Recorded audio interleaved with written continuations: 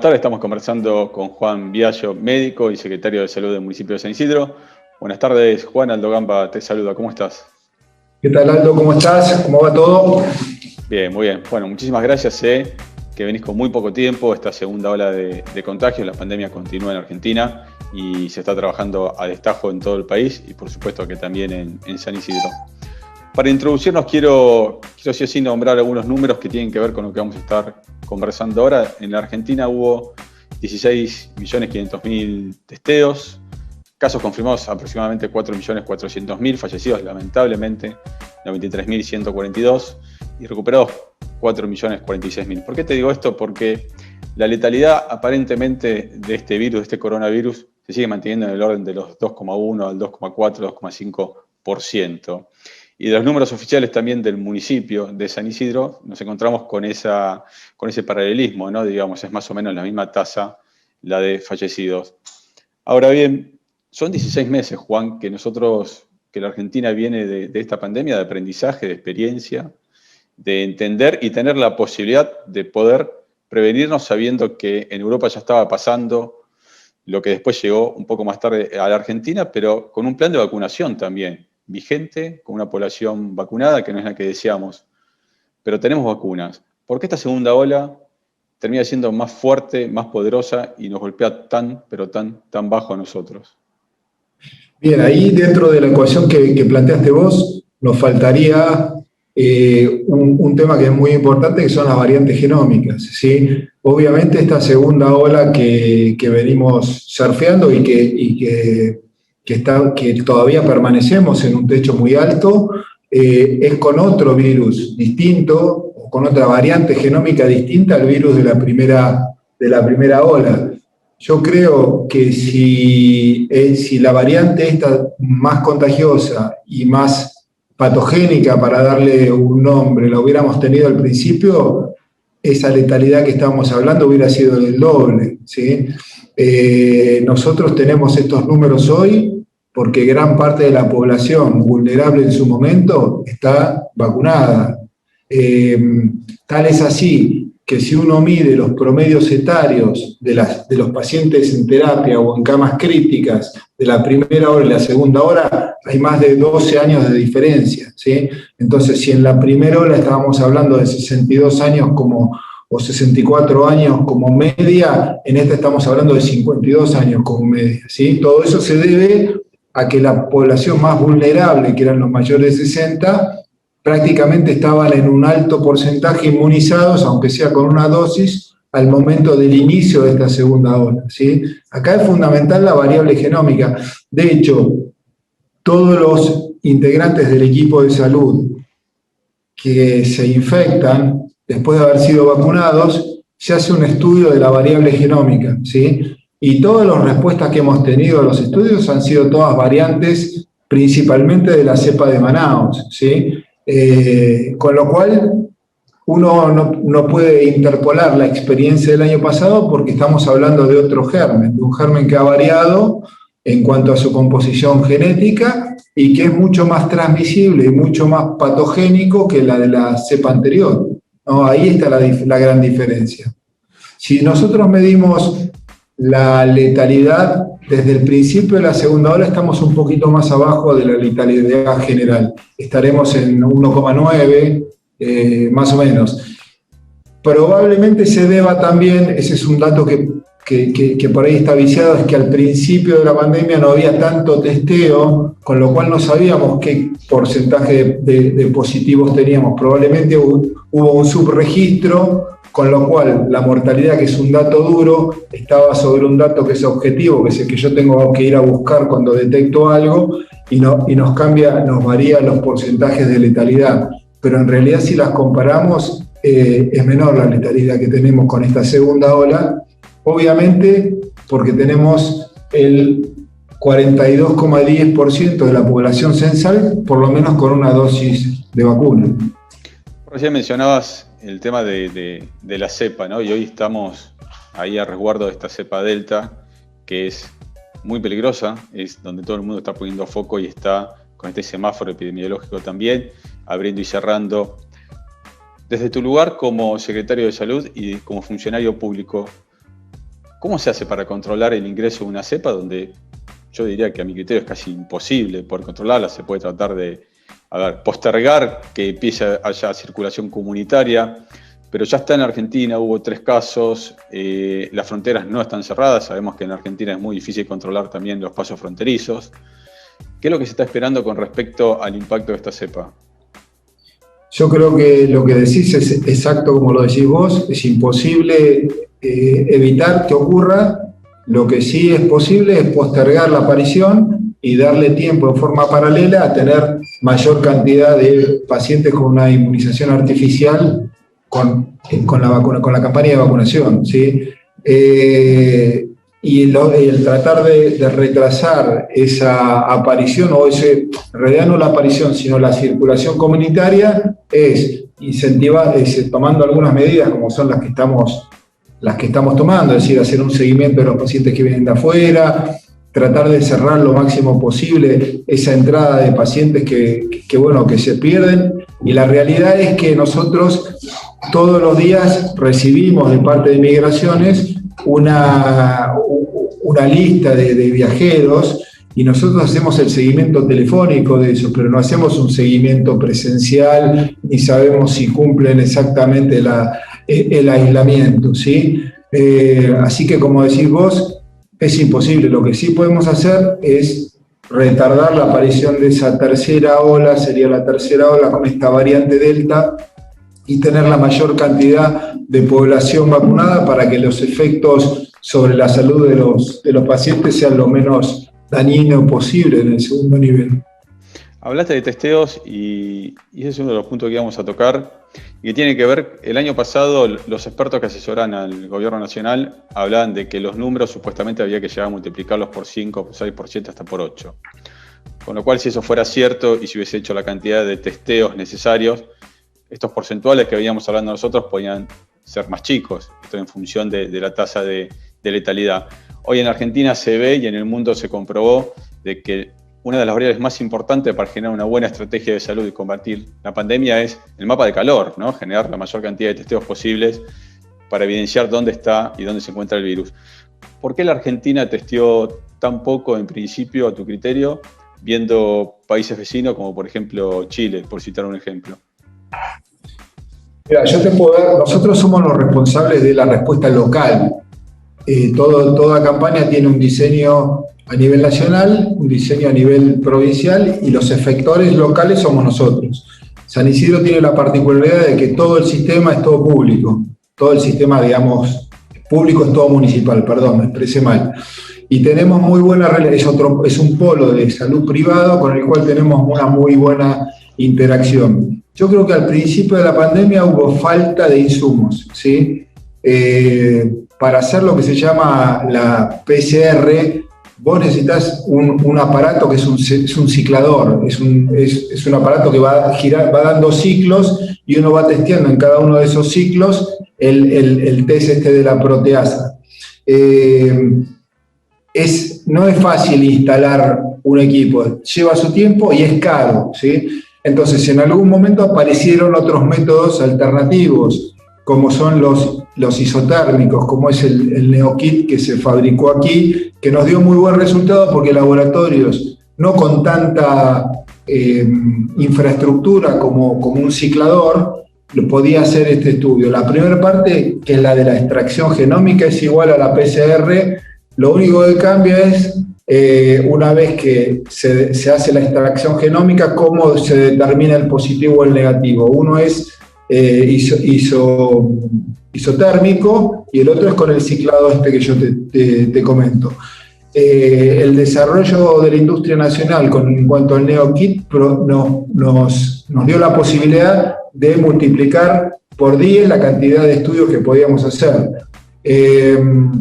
Después aparecieron todos los que son los kits de testeo rápido, que si bien no son tan sensibles como los dos últimos que estamos conversando, son de gran ayuda para tomar una decisión rápida, porque en 5 minutos o en 10 minutos vos ya sabés si el paciente es por lo menos positivo, ¿sí? Cuando da positivo es que es positivo, ¿ah? Puede ser que no lo encontremos en la primera fase, donde hay una eliminación, digamos, del virus o parte viral que es menor, que en su porción es menor, y puede ser que te dé negativo porque no tiene una alta cantidad de virus excretado, y en esos casos es mucho más sensible la PCR. Una vez que ingresaron todos estos métodos, obviamente multiplicamos la cantidad de testeos por 10. Al principio era porque no teníamos. Nosotros al principio teníamos que no llegamos a hacer más de 100 test por día en San Isidro, y el resto lo teníamos que mandar al Malbrán o lo tenemos que mandar a algún otro laboratorio. Hoy estamos haciendo entre público y privado, llegamos a hacer más de 1000 testeos diarios, ¿sí? Con lo cual, obviamente, eso que vos hablabas de preparación nos sirvió para adecuar los laboratorios a la tecnología que teníamos, y la utilización en asintomáticos de los test rápidos creo que también es una buena decisión, porque en esa ecuación que hablabas vos, lo que es importante es que nosotros determinemos cuántos de esos pacientes que andan deambulando son asintomáticos o oligosintomáticos, ¿sí? Hasta ahora nosotros veníamos solamente testeando a pacientes que tenían alguna sintomatología. Hoy por hoy queremos testear a todo el mundo, porque si nosotros podemos identificar un oligosintomático y sacarlo de circulación, lo que estamos haciendo es disminuir la circulación viral. Es muy importante esto que decís de estos sistemas de testeo, los primeros que nombrabas, con un porcentaje de efectividad seguramente más alto, con un proceso también más extenso para llegar al resultado, los otros un poquito más rápido, pero que te empiezan a orientar. Puede haber un porcentual de falsos negativos, pero ¿qué posibilidades tenemos hoy en la Argentina? Te lo pregunto como médico, como secretario de Salud, y en San Isidro, de desarrollar una campaña para que todos, me incluyo, todos aquellos que tampoco pensamos que tenemos síntomas pero podemos ser asintomáticos, realizarnos un testeo. ¿Existe esa posibilidad? Digamos, ¿es un divague lo que estoy diciendo? ¿O sería una buena alternativa, una buena opción como para justamente frenar esta posibilidad de que yo esté contagiando mañana a alguien pensando de que no tengo el virus? No, nosotros tenemos una campaña muy agresiva en cuanto a los hisopados, justamente por lo que acabamos de hablar. Identificar algún positivo significa aislarlo, sacarlo de circulación y cortar la cadena de contagios. Nosotros tenemos los 3 hospitales, obviamente, las 24 horas que reciben pacientes con sintomatología. En los 2 hospitales de adultos tenemos un centro de testeo a la mañana donde se testea con pacientes oligosintomáticos. No puedo decir asintomático porque siempre algo hace que se acerque al hospital, ¿no? Entonces alguna sintomatología, aunque sea no la clásica, tuvo para acercarse. Y no solo eso, nosotros tenemos ahora una campaña, estamos viendo que tenemos una amplia oferta como para poder hisopar, y tenemos una baja demanda de esa oferta que tenemos. Entonces lo que empezamos a hacer es salir a la comunidad. Estuvimos la semana pasada en Boulogne, hoy estuvimos en Bécar. 2 veces por semana nos plantamos y no le pedimos ninguna sintomatología. Cualquiera que pase por ahí, se quiere hisopar, se hisopa. De hecho, lo que nosotros queremos saber es qué porcentaje en nuestro universo, San Isidro, es oligosintomático o asintomático, para tener en cuenta en toda la gráfica, la métrica que usamos nosotros para diseñar las campañas. Por otro lado, cuando vos hablas de un mapa de calor, nosotros lo tenemos desde el día 1. Nosotros tenemos identificado en cada uno de los barrios de San Isidro, tenemos un centro de atención primaria. Tenemos una gama de CAPS que están siempre cerca de algún barrio vulnerable. Entonces esos CAPS se hacen hisopados. No tanto como para lo que te estoy diciendo ahora, porque no son masivos, porque no va mucha gente. Serán 80, 100 entre los 9 lugares, entre los 9 CAPS que hisopamos, pero nos sirven como lugares centinela para saber qué está pasando. Cuando el índice de positividad es mayor al del general que tenemos nosotros, decimos, bueno, acá puede haber un problema y vamos a hacer las acciones en el barrio que corresponde o en el barrio vulnerable que corresponde, ¿sí? Con respecto a los privados, también hay muchos efectores privados. Están los laboratorios y están los sanatorios que también testean, y una vez por semana nos juntamos y comparamos las estadísticas, la positividad que tenemos cada uno, y en qué lugares los vamos teniendo. Y el dato es interesante, porque, por ejemplo, te paso un dato de nuestro tablero de mando respecto a la positividad. Nosotros, en general, desde que empezó la pandemia, tenemos 28% de positividad en el sistema público. Es un montón, es muchísimo. Y cuando vos sumás público y privado, estamos en 26-19, desde que empezó la pandemia, ¿sí? Hace 1 año y medio. Los últimos 30 días es del 22 a nivel público y 20 a nivel público-privado juntos. Y los últimos 7 días estamos en 18% de positividad en lo que es público, netamente público, y 15,47 en lo que es público-privado. Ahora, Juan, déjame preguntarte algo ahí, porque es muy interesante este dato, porque hay una tendencia a la baja. Entonces, más hoy donde hay menos restricciones, la gente circula con mayor flexibilidad. ¿A qué se debe esa baja? Cuando retomo lo que empezamos a conversar sobre estas cepas, hay cepas que son más contagiosas. ¿Por qué estamos en esa tendencia a la baja? Acá puedes tener dos variables. Una es lo que yo te dije al principio, que tenemos mucha oferta para hisopar, pero poca demanda. La gente no está viniendo a hisoparse, no está teniendo la conducta que vos me planteaste. Si yo quiero saber si yo puedo contagiar a alguien, no está generado en el vecino, en el ciudadano, esa cuestión. Entonces, por eso nosotros con estas campañas tratamos de incentivarlo, ¿sí? Porque ese número también depende de cuántos test hagas, ¿sí? Si el paciente está asintomático y no quiere acercarse a testear, nosotros tampoco vamos a saber qué es lo que tiene. Entonces, la idea es, obviamente que cuando vino la gran parte de la segunda ola, todo el mundo estaba asintomático y todo el mundo asustado, quería saber si tenía o no tenía. Entonces venía todo junto y ahí tenías un alto porcentaje, que es ese 22% que hablamos de hace 30 días atrás. Y hoy, por ahí un poco más tranquilo, la gente sin tanto temor no se acerca a los centros de testeo a ver si está contagiado o no está contagiado, y estamos teniendo estos índices de positividad, ¿sí? Igual un tema importante en este caso no es tanto hoy la cantidad de positivos, porque si nosotros ya tenemos inmunizada toda la población de riesgo que definimos como población de riesgo, o gran parte de la población de riesgo, hoy el reservorio del virus está en gente joven, ¿sí? Entonces lo que hoy estamos mirando, sobre todo con lo que vos me preguntabas, esta tercera ola o la variante Delta tan preocupante, es cómo estamos con las camas de cuidados críticos. Hoy por hoy, con respecto al pico que tuvimos de la segunda ola, estamos a la mitad de lo que habíamos utilizado, ¿sí? En pacientes respirados. Si en un momento tuvimos 36 pacientes respirados y estamos en 12 pacientes, ¿sí?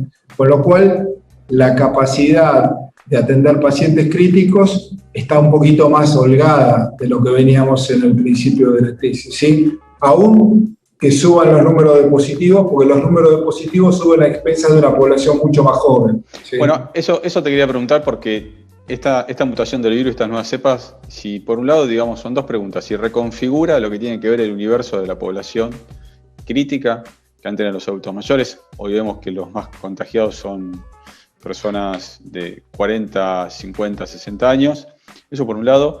Y por otro lado, digo, ¿cuál es el porcentaje entre el sistema público y privado de camas disponibles? Por un lado es un buen dato esto de que no hay tantos pacientes respirados, no sé si obedece a que los más contagiados son personas más jóvenes en principio, entonces quizás eso hace que tengan un poco más de un sistema, digamos, inmunológico un poco más fuerte, pero es así, digamos, es por un tema de franja etaria, y por un lado esta comunidad vulnerable se reconfigura con las nuevas cepas.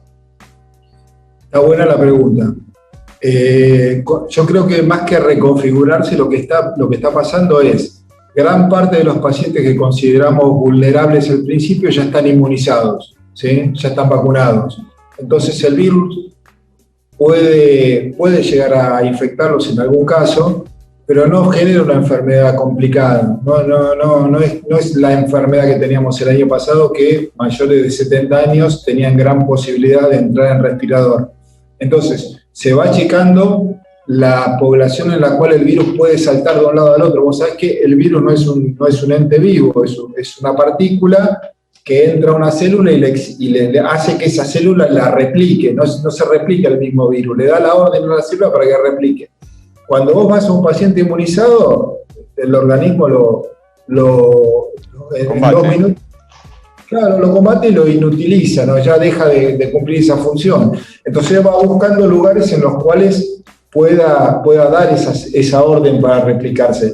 Y el universo, con la gente inmunizada y con la gente que ya sufrió la patología, se le va achicando. ¿tá? Entonces, en ese universo más chico se reconfigura la población crítica a los que de esa población son los más viejos. ¿sí? Si yo ya tengo todos inmunizados mayores de 60, el más viejo va a ser de 50 a 60. ¿sí? Entonces, eso pasa a ser lo vulnerable de ese grupo poblacional.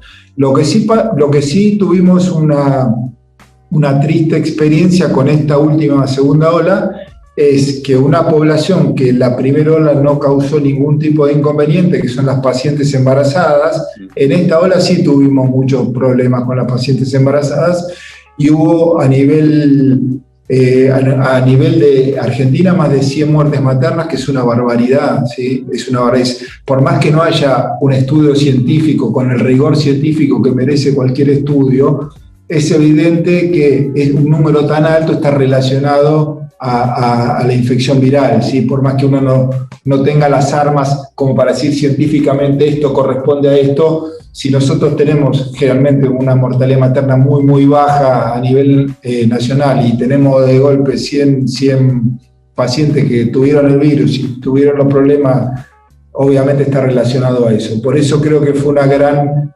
iniciativa por parte de la provincia hacer la vacunación en embarazadas sin turno, ¿sí? Porque estamos teniendo un problema con eso.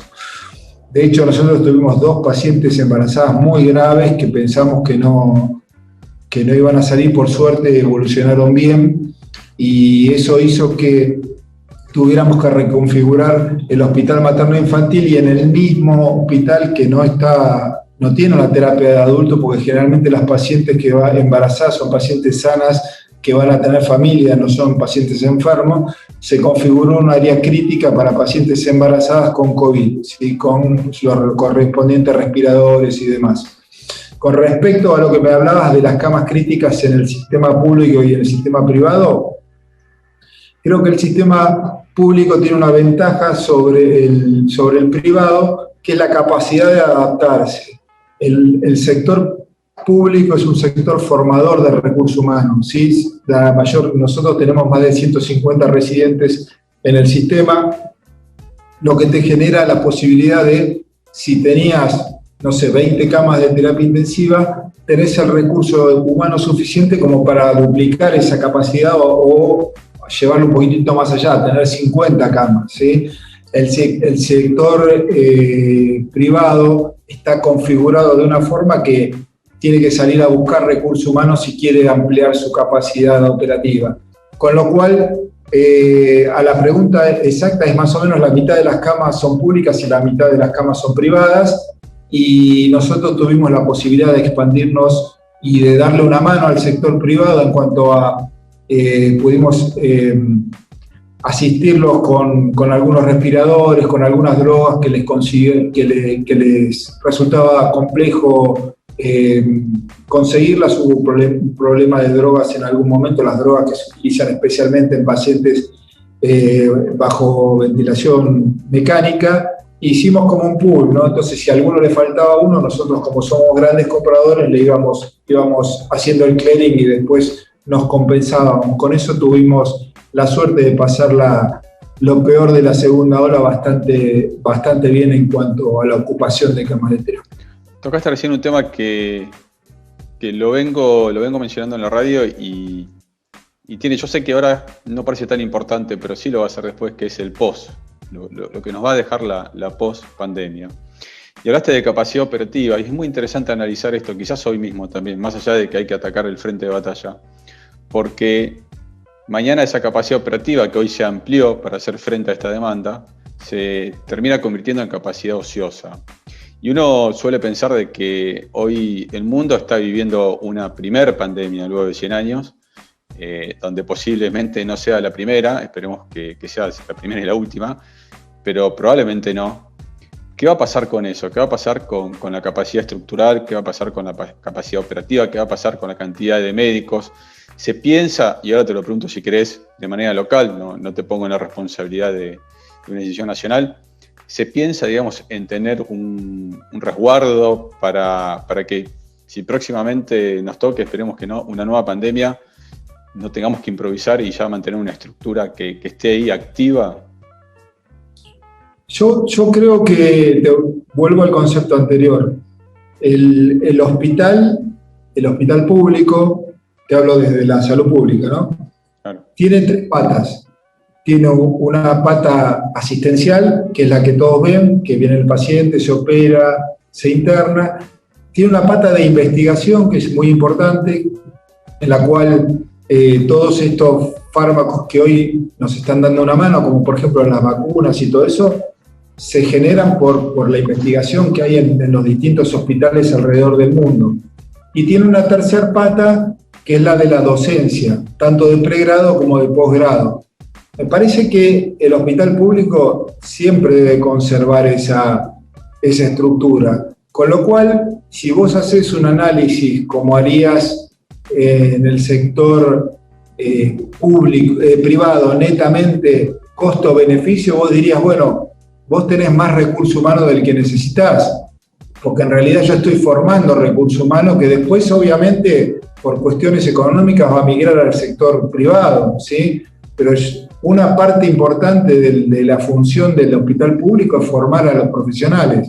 Entonces, el hospital público siempre tiene una masa de pacientes en formación. Y entonces, es lo que yo te decía, tiene la posibilidad de compliance, de adaptarse a las circunstancias. Yo si tengo 20 camas de terapia y paso a 40 en un lugar privado, tiene que salir a contratar el doble de personal. Yo lo puedo hacer con el mismo personal que tengo, con el mismo recurso humano que tengo, ¿sí?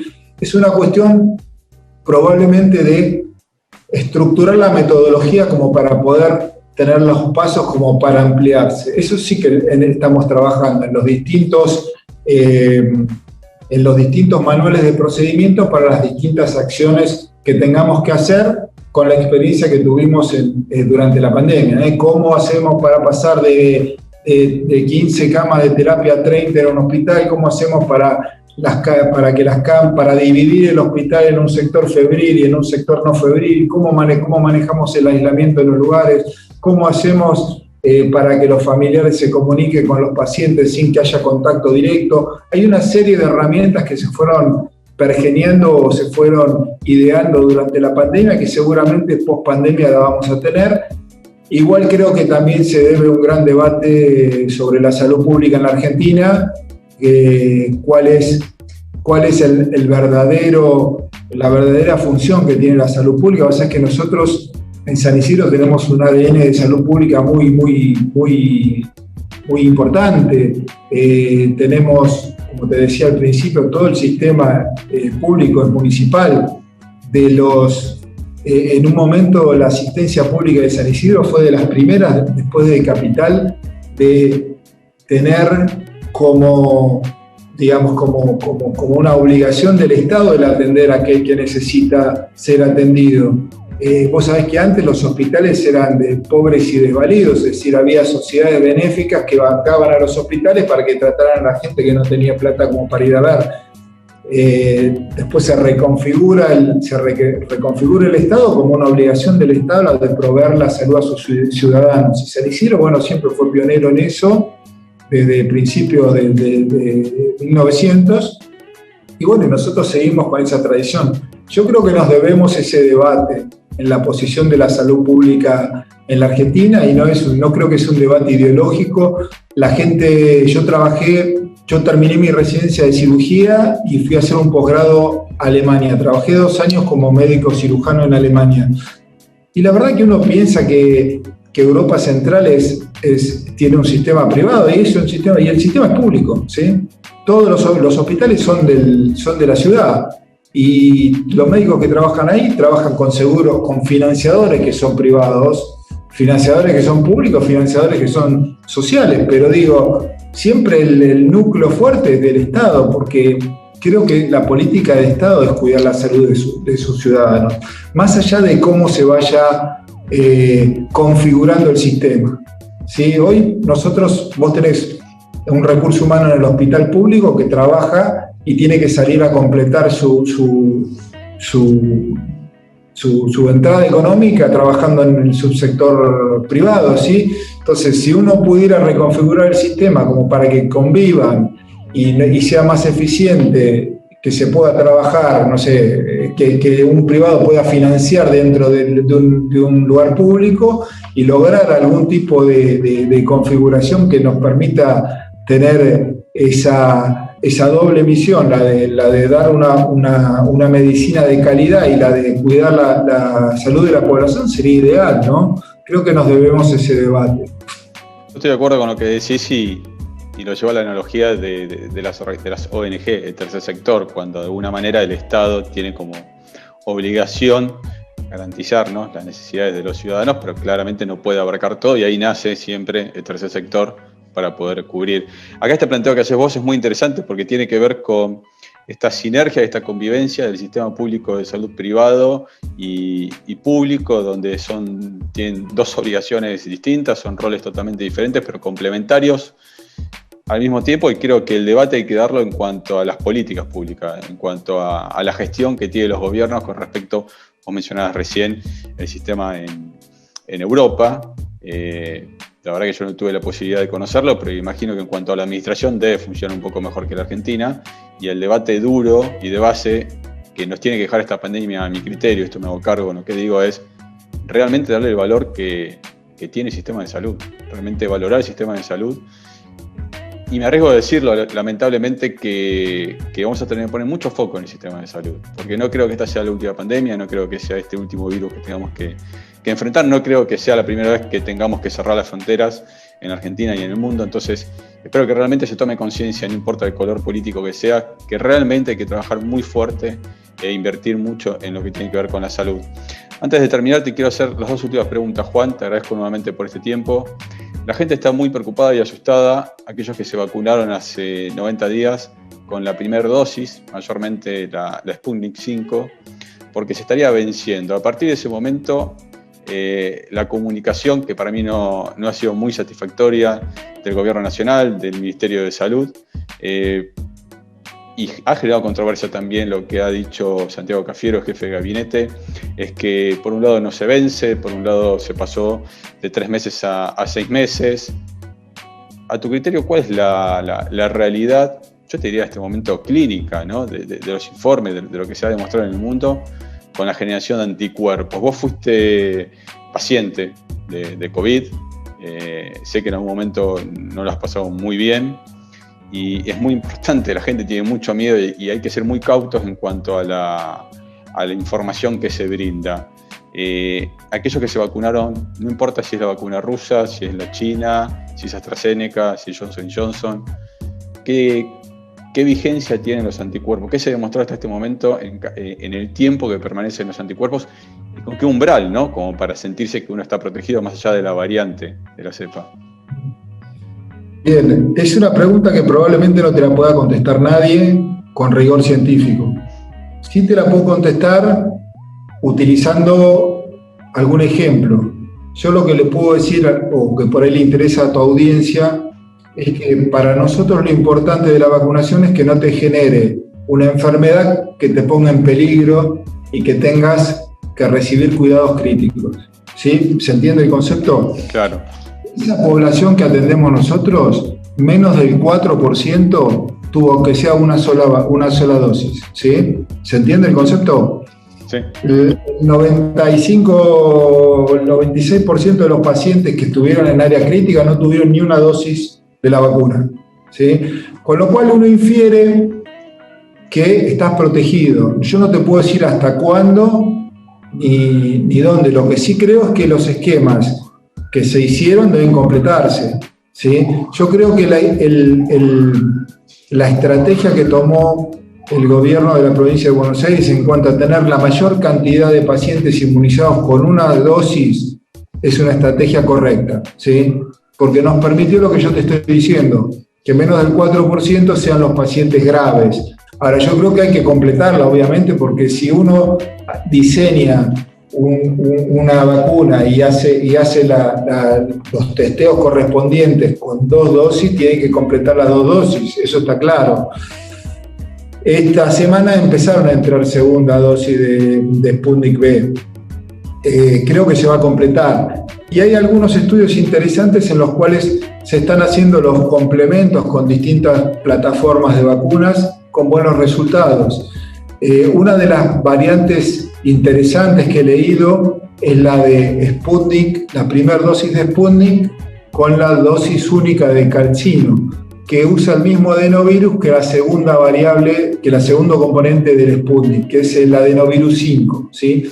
Igual hay una serie de estudios en curso que están comparando la eficacia de la vacunación con la plataforma completa, por ejemplo, cualquiera sea la de Moderna o la de Pfizer o la que fuera, con combinaciones con la de AstraZeneca más Pfizer y demás, que están dando resultados mejores de los que a priori tenían ellos en los estudios antes de la aprobación. Con lo cual estamos en fase de testeo. Muchos países tomaron la estrategia, te vuelvo a reiterar, la más lógica, tener la mayor cantidad de personas inmunizadas, aunque sea con una dosis, hasta que vos tengas un ritmo constante como para poder darlas. Yo creo que se van a completar las dosis. Ahora estamos, creo que en el momento en que mayores de 60, la prioridad es completar las 2 dosis. Ya estamos vacunando de las vacunas que hay, están llamando segunda dosis. Por ejemplo, ayer vacunamos la mitad, entre 1.200 y 1.200 entre primera y segunda dosis, AstraZeneca y Sputnik. Está entrando Sputnik segundo componente y sería bárbaro que se pudiera empezar el procesamiento de la segunda dosis acá como en la Argentina, como lo tienen programado, y cuanto antes mejor. Yo creo que no cambia mucho, un mes más, un mes menos, pero es un tema que, te vuelvo a reiterar, no lo puedo garantizar hasta que no hagas un estudio completo de ese tema. Lo importante para mí hoy es seguir cuidándonos, seguir retardando la llegada de alguna variable de las cuales, de variable genómica que sea más peligrosa que la anterior o más contagiosa que la anterior, y paralelamente darle con todo a la vacunación como se viene dando. Creo que ese es lo único que nos queda, ¿no? Como para hacer. ¿A qué responde? Quizás no me lo puedas, no seas vos la persona, digo, pero ¿a qué responde que la provincia de Buenos Aires tenga un stock, dicho por ellos, la gobernación, de 3 millones de vacunas, cuando vemos, por ejemplo, en contraste con Cava, que dosis que llega, dosis que se aplica? De hecho, hay un calendario donde cada ciudadano o vecino de Cava elige el lugar, el punto, la fecha y se vacuna. ¿Por qué en la provincia de Buenos Aires hay un stock tan amplio en principio de vacunas? Yo creo que tiene mucho que ver con la... No quiero defender ni una política ni otra, me parece que tiene mucho que ver con lo amplio del territorio de lo que es la provincia de Buenos Aires, que tiene una logística 1000 veces más compleja que la de la Ciudad de Buenos Aires. La Ciudad de Buenos Aires tiene 200 kilómetros cuadrados, que es, es Tigre, San Fernando, Vicente López y San Martín, y ahí ya la tenés. Llevar la logística, digamos, de una cadena de frío a los lugares más recónditos de la provincia te lleva, vos un container de vacunas lleva, no sé, hay algún pueblo que por ahí tiene el 80% de su población vacunada porque el container lleva de a 200 vacunas, entonces le llevaron, no sé, 4 veces y ya lo tienen. Igual mi política es, yo vacuna que tengo, vacuna que pongo, eso no cabe la menor duda. Me parece que tiene mucho que ver con el tema, más que ver con el tema logístico de un lugar más pequeño a un lugar más grande, que tiene, digamos, muchas más bocas y que tiene muchas más distancias, y hay que guardar cierto, ¿cómo te puedo decir?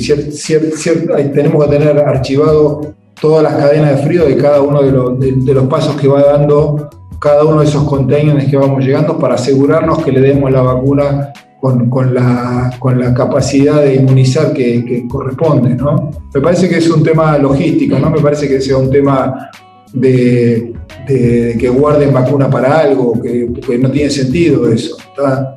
Lo lógico es vacuna que tenés, vacuna que la aplicás, y más ahora que cada día que vos vacunás es crítico. Ponele, yo te dije que ayer y anteayer se vacunaron 2.600 personas por día en San Isidro, son 5.000 personas que dentro de 10 días ya las tengo fuera de la ecuación de que puedan estar contagiadas, ¿sí?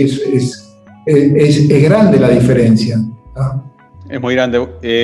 Hablamos recién de Cava y eso tiene que ver más con una gestión comunal, ¿no? La gestión de Gustavo Posse, donde desde el inicio de esta pandemia, el 20 de marzo del año pasado, donde la Argentina comenzaba con un confinamiento muy duro, muy estricto, quizás de los más importantes en el mundo, de 8 meses.